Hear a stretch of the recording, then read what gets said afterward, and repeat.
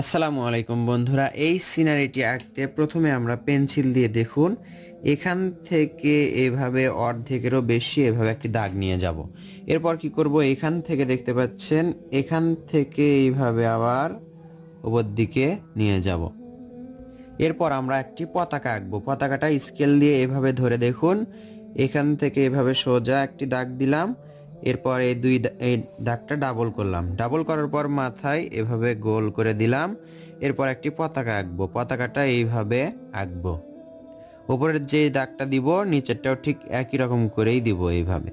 এরপর এটা একটু ভাঁজ করে দিব, ভাঁজ করে দেওয়ার পর এখান থেকে এটা একটু এইভাবে দিয়ে দিব। এরপর এর মাঝে একটি বৃত্ত আঁকবো।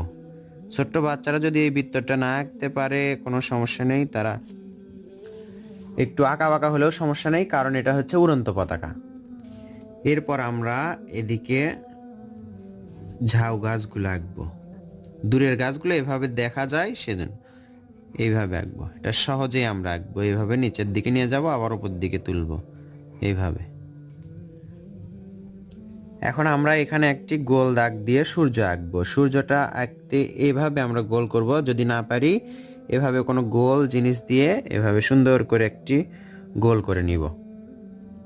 গোল করার পর এভাবে আমরা সূর্য রশ্মি দিব, একটা ছোট একটা বড়, একটা ছোট একটা বড়, একটা ছোট একটা বড়। বন্ধুরা, এই ড্রয়িংটা আমরা করব, এরপর সহজেই রং করে দেখাবো কিভাবে সুন্দর করে রং করতে হয়।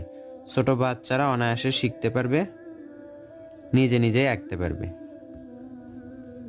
সহজ নিয়মে রং করে দেখাবো। ছোট বাচ্চারা এটা ড্রয়িং কম্পিটিশনের জন্য ব্যবহার করতে পারে বা আঁকতে পারে। আকাশে করব নীল রং, আকাশি রং।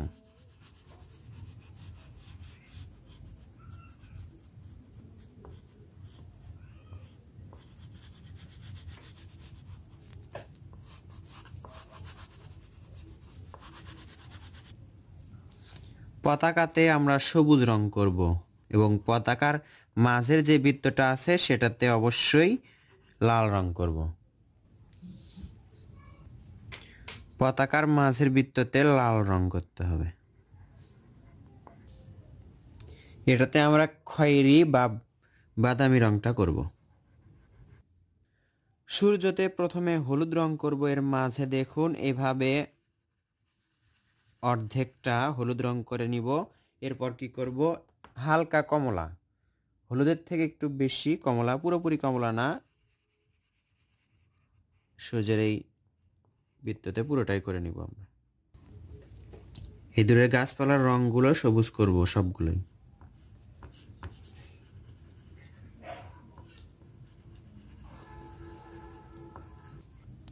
নিচে আমরা ঘাসের রং হালকা সবুজটা করব। হলুদ রংটা উপর দিকে সামান্য করে মিশে দিব, উপর দিকে হালকা করে করে দিব। তো বন্ধুরা, দৃশ্যটি এভাবে আঁকুন বা ছোট্ট বাচ্চাদের আঁকানো শেখান, ছোট বাচ্চারা যেন বুঝে আঁকতে পারে বা অনায়াসে আঁকতে পারে। কঠিন দৃশ্য দেখিয়ে তারা যদি আঁকতেই না পারে, সেই দৃশ্য দেখার কি দরকার। সহজ দৃশ্য দেখান, তারা যেন সহজেই আঁকতে পারে। দৃশ্যটি কেমন লাগলো অবশ্যই কমেন্ট করে জানাবেন। ভালো লেগে থাকলে লাইক করবেন, শেয়ার করবেন অন্যান্য বন্ধুদের মাঝে। দেখা হবে ইনশাআল্লাহ নতুন ভিডিওতে। আসসালামু আলাইকুম।